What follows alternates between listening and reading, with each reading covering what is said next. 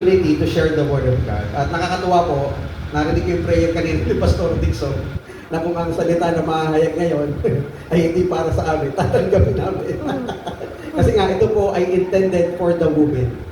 Yeah. So, pasensya na po mga tatay. Sa July, babawi yung magsasalita. Sa June, babawi yung magsasalita para sa mga tatay naman. But I would like to take this opportunity to share something para po sa mga nanay. At ito po ay hango sa mga hukom. Yan, judges. Yan. So, yung iba may idea na. Alam ko kung sino nandyan. Di ba?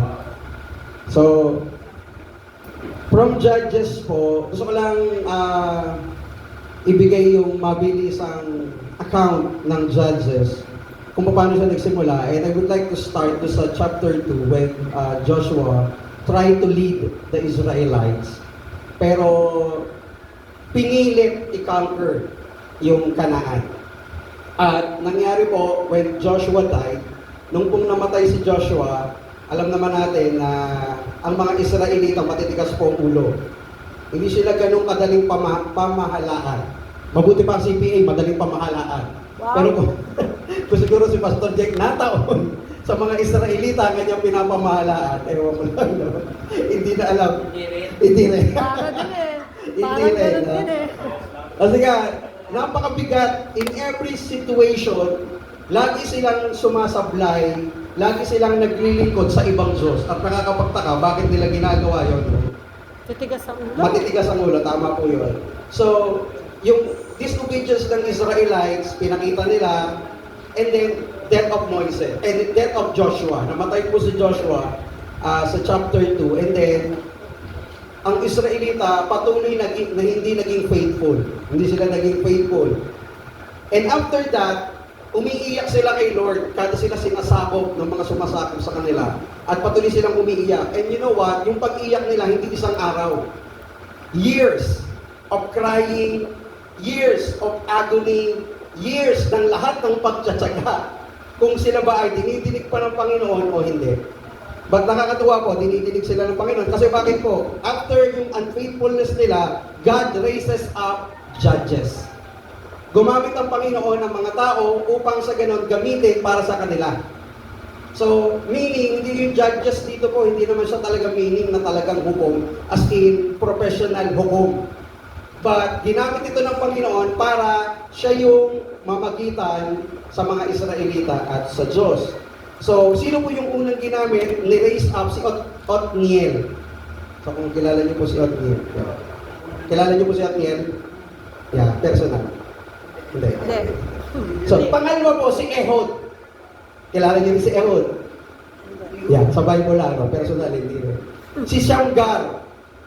Ito habang nire-review ko, sino si Shamgar? Alam niyo, tinignan mo si Shamgar, napakaikli lang yung ginawa niyang role. Pero alam niyo, 600 ang pinatay niya para lang ipagtanggol ang Israelita. Ano po ang gamit?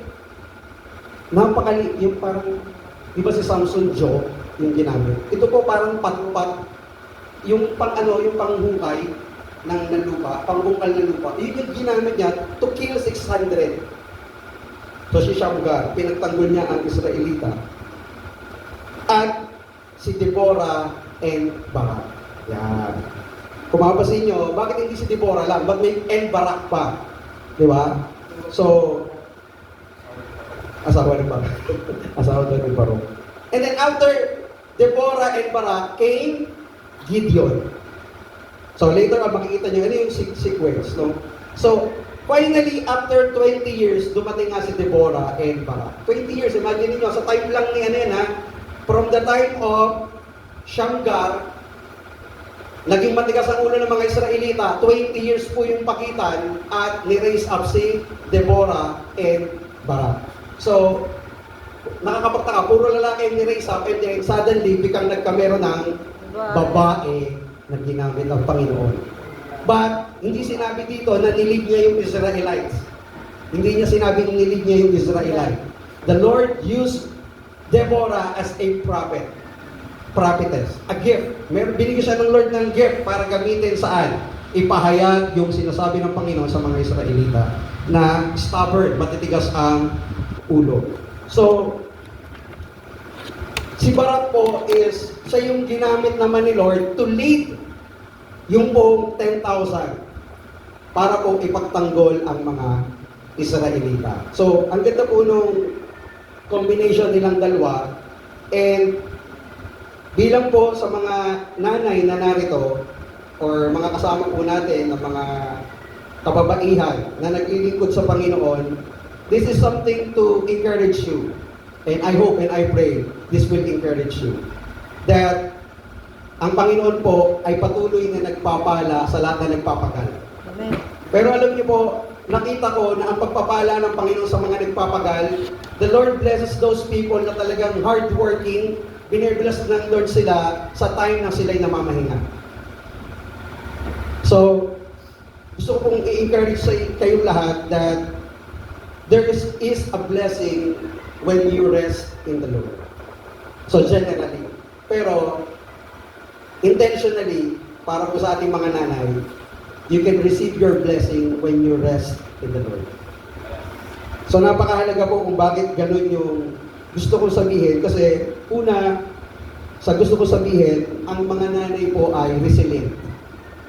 Amen po ba sa mga nanay na resilient? Diba? So what is resilient? Able to quickly recover to challenges. Kayo po yung talagang patunay na kahit may mga pagsubok na dumarating, kayo yung nananatili matatag sa lahat ng sitwasyon. That's why you are the light of the family. Ay yung ginawang ilaw. Para at least, di ba, yung liwanag nandun pa rin. Although yung katatagan nasa mga tatay, pero talagang mahalaga na may ilaw. Di ba? Kaya po, kami po, ako saludo ako sa mga nanay. At because of you, nalika yung mga ilang sa atin, di ba? Naging instrumento ng Panginoon. And I commend yung pagiging resilient po ninyo. Kasi nga, totoo po yun eh. Walang nakakapansin ng mga ginagawa ninyo. Some of you are vocal, some of you are so silent. Yung iba sa inyo, meron na pagsasabihan. Yung iba wala na pagsasabihan. Yung iba sa inyo, mas gusto na lang nila on your own na lang. Di ba? Si Lord na lang at kayo. But because of your being resilient, kayo po ay talagang pinagpapala ng Panginoon. Kaya po nakakatuwa, no? Any problem, kayo po yung problem solver. Parang ayaw umiman ng mga nanay. Natulala. Sabi ko ng ibang mga nanay, ano ba yung mga na-resolve ko na? Marami po, yung kakainin na lang ng mga anak ninyo. Madaling araw, gumigising para lang. Oo, grabe kayo. You resolve every problem. Nakaka-bless. Kahit po yung pinakamaliliit na mga detalye ng problema, kayo pa rin yung nagre-resolve noon. Tama. No? Kaya talagang credit po sa inyo talaga yun. You have the heart. Meron po kayong mga puso na kung saan talaga namang hindi rin mapantayan. Yung puso nyo resilient din. Diba? Handang suungin ano man yung mga problema and then still you overcome it. Kaya po nakakatuwa ang inyo pong mga katangian bilang mga nanay. So, wala po kayong hindi kayang i-overcome. Maaaring siguro iba, iniisip talaga, wala pa talaga. Hindi po eh. The mere fact na kayo po ay talagang naglilingkod kay Lord, nagpapatuloy sa kabila ng mga problema. Isipin nyo kung meron kayong 100 members, isa kayo sa mga nag-iisip na 100 na problems. And still, you are overcoming yung 100 na problems. Kaya po praise God na kayo po yung ginamit. Same like Deborah. The Lord used Deborah as a prophetess para po kausapin ng Panginoon. And yung wisdom talagang nagkameron ng manifestation sa kanya kung bakit na lang si Barak and then the 10,000 soldiers lumapit sa kanya. Hindi sila nagdalawang isip. Knowing that she has the Word of God. At mapalad po ang mga nanay na mayroong salita ng Diyos. Kasi po, takbuhan kayo. Diba? Siguro wag na kayo magtaka pag mayroong nagpapakounsel sa inyo. Kasi meron silang nakita nila na kayo resilient. Nakita nila na kayo ay talagang karapat-dapat pagtanungan. Karapat-dapat hingan ang magandang payo. So, praise God for your life. And another is, yun pong pagiging extraordinary ng bawat nanay. Diba? Ako nga, sabi ko nga kanina, diba? Nag-on si Pastora sa ba't gusto ko daw mag-bake, mag-aral. Kasi po nanay ko po, nung natatandaan ko talaga, hindi kami bumili ng cake kada birthday namin. Siya po yung gumagawa ng cake para sa birthday po namin lahat. Nanay ko, kapatid ko, tatay ko, basta may birthday, siya lang po yung nagawa ng cake. Ako po yung taga-gano ng icing. Papapa ko sa table, gaganyan. At di ko makalimutan yun. Kaya nga sabi ko, gusto ko din ma-experience na pag hindi ko na ibibili ng cake si Malaki, mahal kasi. Igagawa ko na lang siya ng cake, gusto kong matutulo, no? Being an extraordinary, I believe wala pong tao na extraordinary. Kasi ordinary lang talaga tayo. Hello? And because of Jesus Christ, we became extraordinary. Sabi nung iba yung iba, napipilipit yung kamay, napapapunta sa kabila. Extraordinary, hindi po extraordinary. It's ability. Being an extraordinary is you can surpass yung mga bagay na hindi mo inisip na kaya mong gawin. But the thing is, hindi ikaw yun eh. Diba? Other people, ang tingin nila, may kapangyarihan sila, kaya nagagawa yun. But for us, we become extraordinary because of God. And Deborah become extraordinary when the Word of God ay ibinigay sa kanya. Imagine, sa kultura ng mga Hudyo, lalaki lalapit sa babae para humingi ng payo, parang hindi po yata, nung time nila, hindi yun applicable. But because it is the Word of God, wala silang magawa. Kailangan nila yung pagiging extraordinary ni Deborah. So, being extraordinary, it is a God can use an ordinary people to do an extraordinary things upang sa ganon, mapakita kung paano yung pagkilos ng Diyos.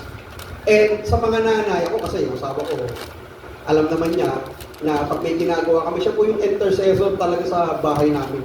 Kasi po, nagigising na lang ako, nagpe-pray siya, naiyak siya, nagigising na lang ako. Yung dati, hindi ko sinasabi hindi ako nagpe-pray, pero yung dati po, na ginagawa namin pareho, siya ngayon yung may pataas na energy pagdating sa ganun eh. Paano yung sa bumaba pagdating sa ganun. Pero nakita ko po sa kanya talaga, yung pagiging extraordinary when it comes to devotion kay Lord. And for me, talagang yun po yung nagpapatatag sa kanya. We've been through in a lot of things. Kaya kanakaraang buwan lang po, ang tindi po nung pinagdaanan namin. Hindi na lang po namin i-share kung kanino, but inisip namin na kayang isolve ni Lord. And after a month, ni-resolve ni Lord yung problema. Medyo may kabigatan po yun. Talagang sabi ko, hindi ko nga alam eh. Sabi ko talaga siguro pagsubok lang talaga to na dapat paglampasan. And thank God po, meron kaming intercessor sa family. At yun nga po yung aking wife. And I believe, yung po mga nanay natin, kayo din po yung nababother. Pag alam nyo may problema sa pamilya, pag yung inyong anak, alam nyo, hindi pa nauwi, gabi-gabi na. Di ba, you pray. Pag yung pong meron kayo narinig na problema on your family, you pray. Kaya nakakatuwa po that God is using you to be an extraordinary, not only for the family, also for the community and for your church. Kaya po, praise God na kayo po yung mga ginagamit ng Panginoon when it comes to being resilient, when it comes to be extraordinary. Pangtatlo po ay yung strong commitment. Si Deborah po ay nagkamera ng strong commitment. Again, I will want to go back dun sa culture. Hindi acceptable na pangunahan ng mga babae itong mga Israelitang to. But because he has a strong commitment sa Panginoon, inantala niya kung ano yung pwedeng sabihin. And still, pinakinggan siya ni Barak at ng 10,000 soldier. So, ganun pong katindi. Matindi po yung preparation from 10,000. Kasi mapapansin nyo, pagdating kay Gideon, 300 na lang yun. Ayun po yung flow. Kaya ipinirepair sa kanila pa lang, ipinirepair ang 10,000, kaya pagdating kay Gideon, ayusin mo nga itong mga to, matitigas na naman ang ulo. And then, kagaya ni sinabi ni Paul kay Timothy, you find reliable men. From 10,000 down to 300. Having a strong commitment. Kayo pong mga nanay, kayo po yung pinakamatindi nito. Kayo po yung multitasking. Habang nagluluto, naglalaba. habang nagluluto, naglalaba, namamalive siya. Saan ka naman nakakita ng mga ganyan, di ba? Nagagawa na rin pala ng lalaki, binura na, no? Ano na pala, nasurpass na. Pero, kayo po talaga, yung merong unang ganong katangian. Di ba? Nakaya yung pagsabay-sabay yung lahat.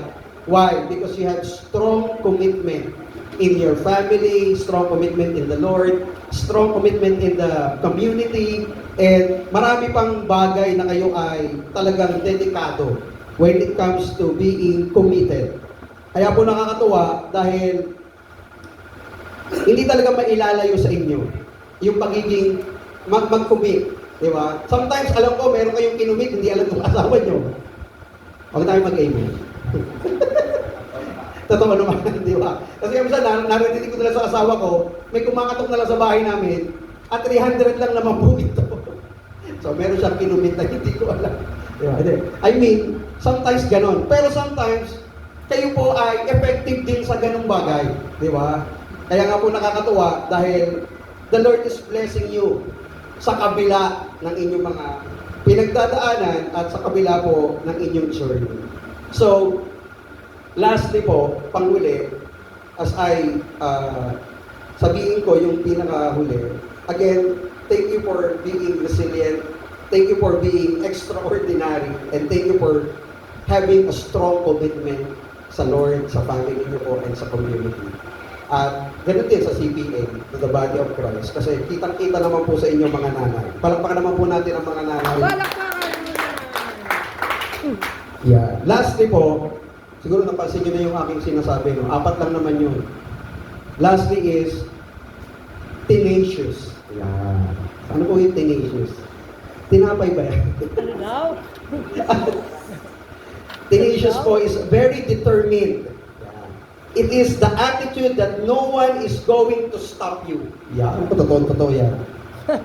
And kayo po hindi basta-basta gumigiba. Tama ba yung mga nanay?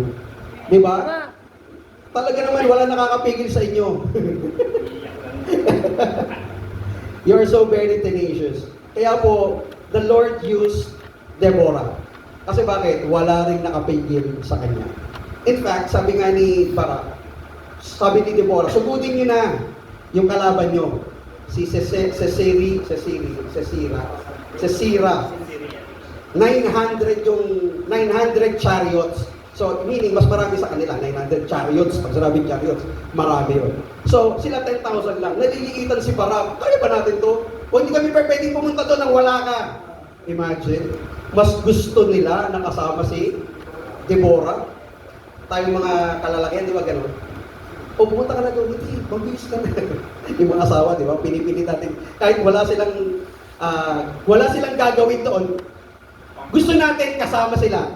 Tama ba mga tatay? Di ba? Di ba? Yun lagi natin sinasabi, no? Pero which is totoo, di ba? Hindi natin magawa ang isang bagay na wala doon yung ating kabiak, no? Di ba? Huwag nang isipin ng mga walang kabiak. Medyo mahirap. Hindi ko na kaya i-explain yun. No? Pero, ang gusto ko lang sabihin po dito, hindi... Ayun na nga baka maghanap ng kabiyak eh. Ang ibig ko sabihin po dito, huwag kayong maghanap ng barak. Si Lord ang naghanap ng barak para sa Israelite. Ang ibig sabihin po, you are very determined. Di ba? And I would like to commend you again sa pagiging, ano ba sa Tagalog ng determined? Terminado. Galing. Determinado nga naman. Mahirapan pa sarili. Oo nga, pahirapan pa. No? Sige, determinado. Payag na ako doon. So, like Deborah, let's rest. Diba? Mga nanay, sabi ko nga po kanina, yung pagpapala po ng Panginoon sa inyo, ibinibigay niya the moment you rest in the presence of God. And you know, yung victory po na nangyari kay Deborah at kay Barak, chapter 5, ano po ang sabi sa chapter 5? They created a song. Nag-compose sila ng meaning, they rest in the presence of God. Diba? Totoo naman, when you are in the presence of God, there's healing, there's a lot of benefits, makukuha mo na doon sa presensya ng Panginoon. Kaya po, sumasaludo ako sa mga nanay because I believe the Lord will give you rest. Amen. Di ba? Sa kanyang presensya. And I believe may mga songs na lalabas when you are resting. Kasi bakit? Talagang papupurihan po natin ang Panginoon. Battle cannot be won.